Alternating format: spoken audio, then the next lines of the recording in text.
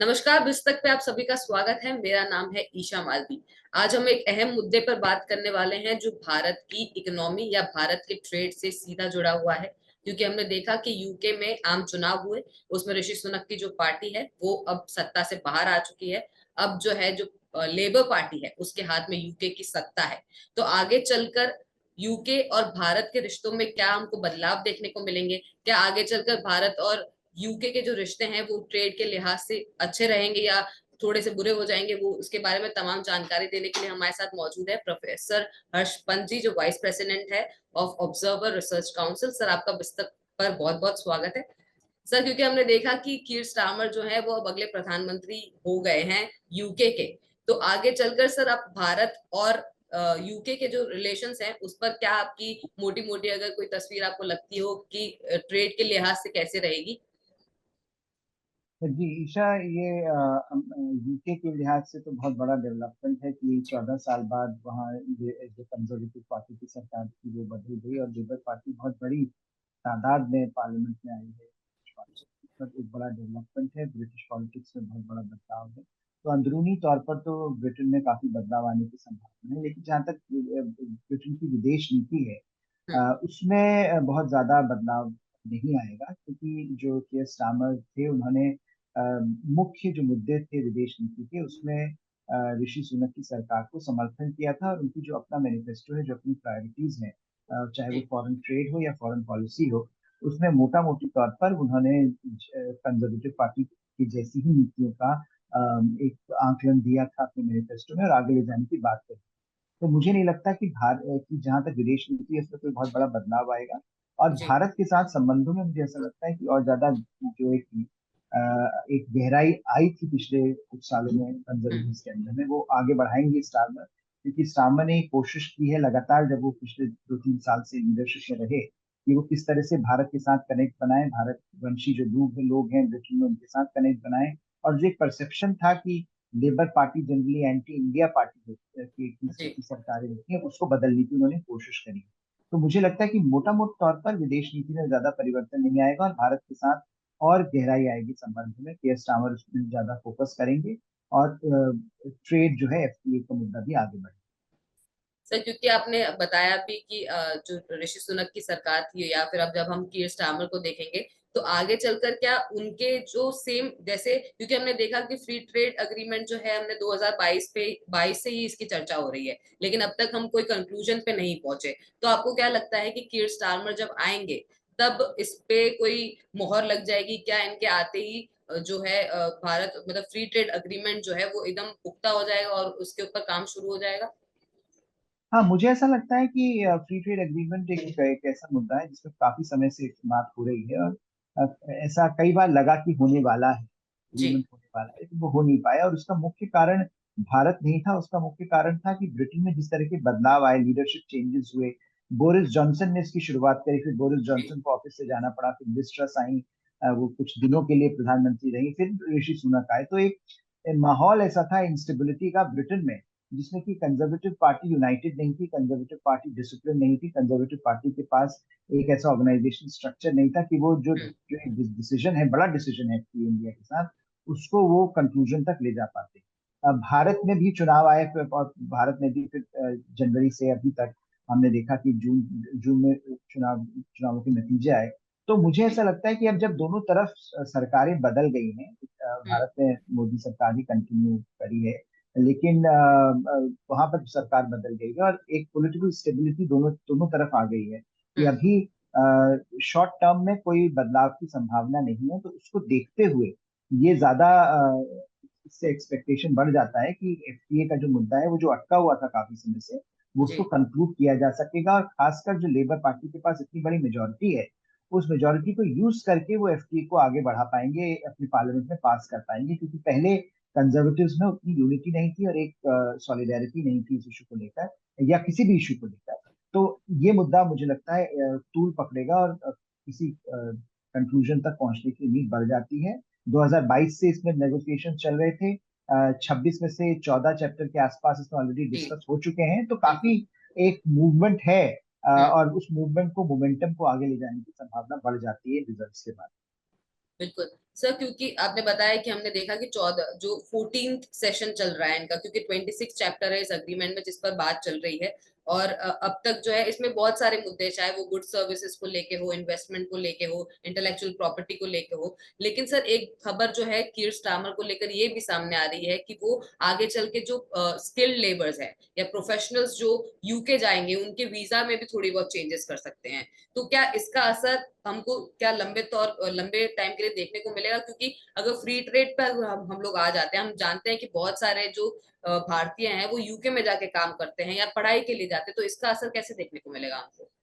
नहीं, देखिए, labour party generally immigration के मुद्दे पर थोड़ा सा ज्यादा फ्लेक्सिबल होती है। लेबर पार्टी कंजर्वेटिव्स के अंदर इमिग्रेशन को लेकर काफी शंकाएं रहती हैं, और जी। इसीलिए एक इमिग्रेशन बहुत बड़ा मुद्दा भी है ब्रिटेन में। लेकिन लेबर पार्टी थोड़ा सा रिलैक्स्ड है इस मुद्दे को लेकर। तो जितनी बड़ी मेजोरिटी लेबर को मिली है उसमें मुझे लगता है कि वो अपनी जो उनकी जो इमिग्रेशन पॉलिसी है, जिसमें उन्होंने high and high skill labour को, लेबर मूवमेंट को, लेबर इमिग्रेशन को प्रिविलेज किया है over other types of immigration, वो मुझे लगता है भारत के लिए बहुत फेवरेबल है, क्योंकि भारत से स्किल्ड लेबर ही जनरली प्रोफेशनल्स ही मूव करते हैं ब्रिटेन में। बिल्कुल। और वो अगर उसकी संभावना लेबर के अंदर बढ़ जाती है तो ये भारत के लिए, भारत ब्रिटिश संबंधों के लिए अच्छी बात है। और एक बड़ा मुद्दा एफटीए में बना हुआ था जिसको रिजॉल्व करने में हमको ज्यादा आसानी हो जाएगी इस जीत के बाद।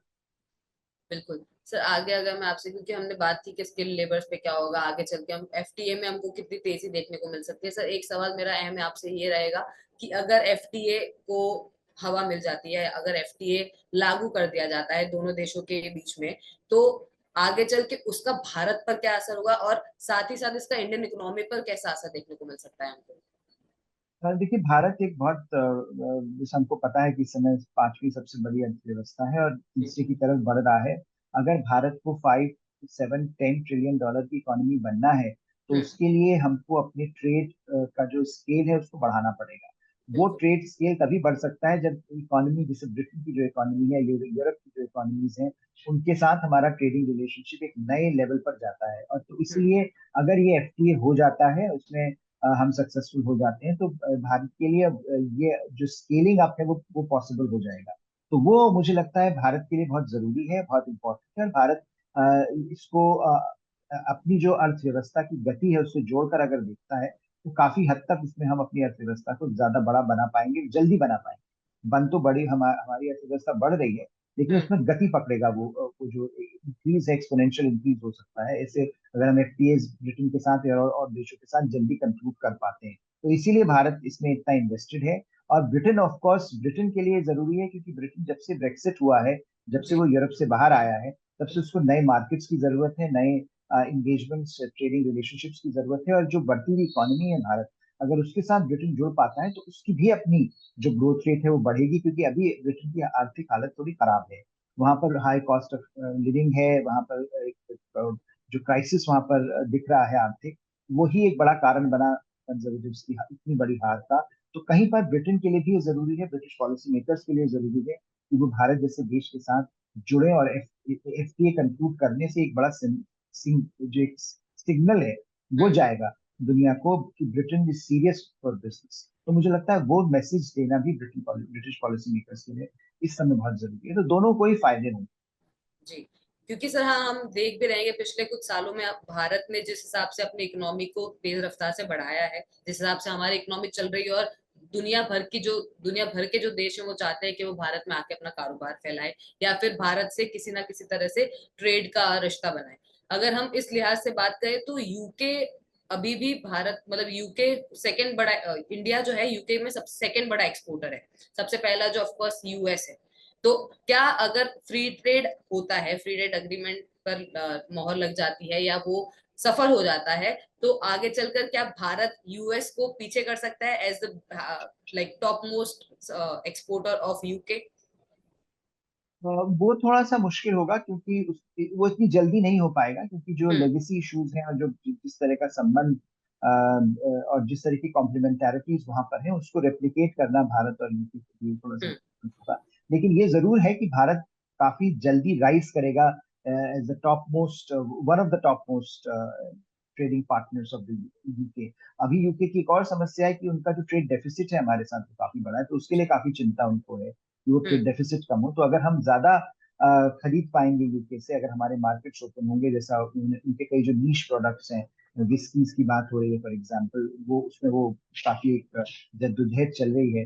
तो वो मुझे लगता है अगर अगर रिजॉल्व होती है तो हमारे अगर हमारे labour intensive markets like textiles उनके लिए वहाँ खुलते हैं और हम उनके जो नीश प्रोडक्ट्स हैं उनको हम यहाँ पर स्पेस दे पाते हैं, तो वो मुझे लगता है दोनों ही देशों के लिए एक ट्रेडिंग रिलेशनशिप में गति आएगी, और हम सर्टनली एक क्लाइम करेंगे as one of the top most trading partners UK के लिए। बिल्कुल।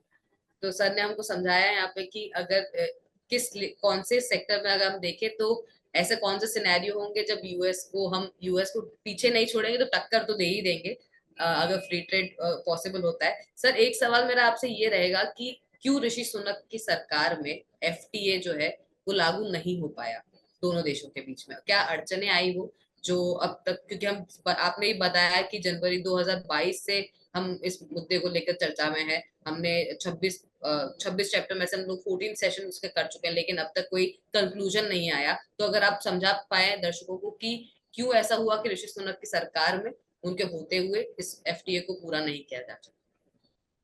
इसमें दो कारण है। एक तो प्रोसीजरल इश्यूज होते हैं कि एफटीए नेगोशिएशन बड़ी टफ नेगोशिएशंस होती हैं, और एफटीए को नेगोशिएट करना कई तरह की दिक्कतों का सामना करना पड़ता है। उसमें आपको हर सेक्टर वाइज इंगेजमेंट चाहिए, सेक्टर वाइज डिटेल्ड एनालिसिस चाहिए, तो उसमें समय लगता है। वो इतनी जल्दी कोई भी देश इतनी जल्दी राजी नहीं होता कि वो अपने जो क्रिटिकल सेक्टर्स हैं उनको ओपन कर दे। और यहाँ पर हम बात कर रहे थे लेबर मोबिलिटी की, जहाँ पर एक ब्रिटेन में बहुत एक द्वंद्व छिड़ा हुआ है इस मुद्दे को लेकर, कि इमिग्रेशन को लेकर काफी वहां पर, और कंजर्वेटिव पार्टी में खासकर इस मुद्दे को लेकर हम्म। बहुत ज्यादा टेंशन रहा, बना हुआ था। तो मुझे लगता है कि वो जो प्रोसीजरल इश्यूज थे उसमें समय लगता है। 22 में अगर हमने शुरू भी किया था नेगोशिएशंस, तो जी। बहुत ज्यादा समय हुआ नहीं है। हम्म। लेकिन जो मेन कारण इसका रहा वो प्रोसीजरल नहीं रहा, वो राजनीतिक रहा। कि जिस तरह से हम्म। कंजर्वेटिव्स के अंदर उथल पुथल रही। बोरिस जॉनसन ने जब 2022 में इसको शुरू किया था, उन्होंने कहा था दिवाली 2022 की दिवाली तक हम इसको कर देंगे। तो जी। उस समय एक मोमेंटम था, क्योंकि वो नई जीत उनको मिली थी। उस जीत में वो चाहते थे बड़े डिसीजन हो और वो कर सकते थे, लेकिन उसके बाद वो खुद ही उनकी सरकार स्कैंडल्स की गिरफ्त में आ गई, और वो फिर उनको जाना पड़ा सरकार को। तो अंदरूनी जो माहौल बना कंजर्वेटिव्स में, उसमें जो पॉलिटिकल इंस्टेबिलिटी रही, उसने कोई इसको कॉन्क्रीट दिशा नहीं दी इस डिस्कशन को। उसके बाद लिस्ट्रस आई कुछ समय के लिए, उसके बाद ऋषि सुनक आए। ऋषि सुनक ने काफी कोशिश करी, और मोदी जी। सरकार और ऋषि सुनक की सरकार के बीच में लगातार कोशिशें करती रहे, और वो आखिरी तक लगे हुए थे कि ये हो जाए। लेकिन जो अड़चने बनी हुई थी वो अभी भी मुझे लगता है उसको रिजॉल्व करने में, जैसा हमने कहा कि अभी भी कुछ चैप्टर्स ऐसे हैं जिन पर डिस्कशन होना बाकी है। तो वो चैप्टर जब तक कंप्लीट नहीं होंगे तब तक दोनों साइड्स कंफर्टेबल नहीं होंगे इस मुद्दे को आगे ले जाने में। लेकिन जब हम इतनी बड़ी जीत देखते हैं, तो और जब हम पॉलिटिकल स्टेबिलिटी इंडिया में और UK में देखते हैं, तो उसमें मुझे लगता है कॉन्फिडेंस बढ़ जाता है कि अब हम उसके करीब पहुंच गए हैं। तो उसका मुझे लगता है उसका फायदा उठाकर अगर जल्दी ही इसको रिजॉल्व कर दिया गया, वो मोमेंटम जो अभी जीत का मोमेंटम है ब्रिटेन में, उसको इस्तेमाल करके अगर हम जल्दी कंक्लूजन कर लें इस एफटीए का, तो मुझे लगता है ज्यादा प्रभावी। बिल्कुल सर, आपने, क्योंकि अभी हम बात भी कर रहे थे क्योंकि इन्फ्लेशन बहुत ज्यादा है, वहाँ के लोगों की हालत खराब है क्योंकि बहुत महंगाई है वहां पे फिलहाल। और हमने देखा कि यही कारण जो है वो ऋषि सुनक को सत्ता से बाहर लेके आ गया।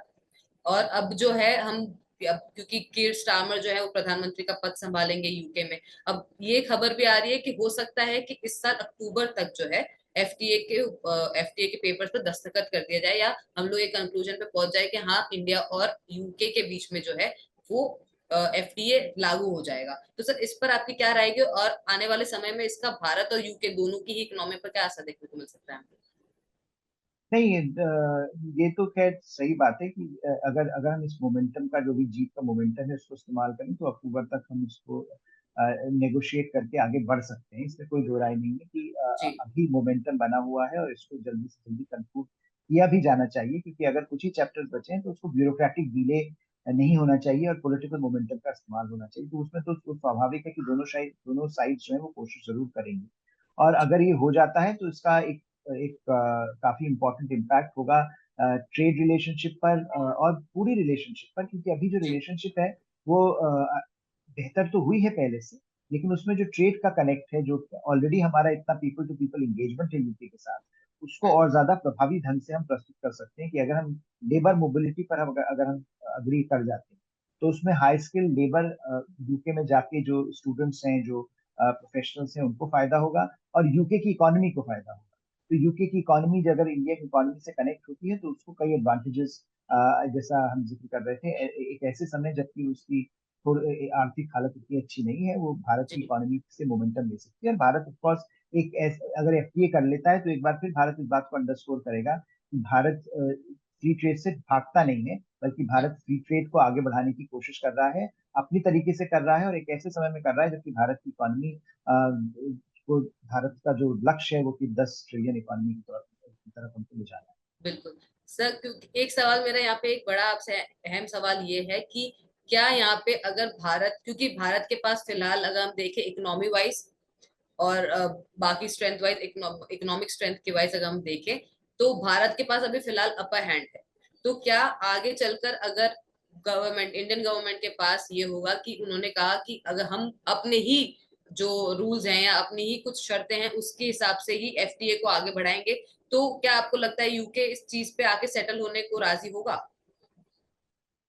नहीं, देखिए, ट्रेड का मसला ऐसा होता है कि इसमें आपको गिव एंड टेक तो करना ही पड़ता है, और दोनों ही तरफ से कुछ ना कुछ, कि उनकी भी रिक्वायरमेंट इस समय है कि उनके जो प्रोडक्ट्स हैं उनको एक्सेस मिले इंडियन मार्केट, तो वो भी उसके लिए वो भी पुरजोर कोशिश करेंगे। हम्म। भारत तो ऑफ कोर्स, भारत इस समय स्ट्रांग पोजीशन पर है, हम्म। लेकिन भारत भी ये नहीं चाहेगा कि उस स्ट्रांग पोजीशन से over a period of time कोई ऐसे नेगेटिव कॉन्सिक्वेंसेज अगर आ जाते हैं तो उसमें जी। फिर एक कटुता बढ़ती है। तो हम्म। उसको अवॉइड करने के लिए बेहतर यही होता है कि आप सारे जो मुद्दे हैं उनको आप म्यूचुअली एक्सेप्टेबल लॉजिक से रिजॉल्व करें।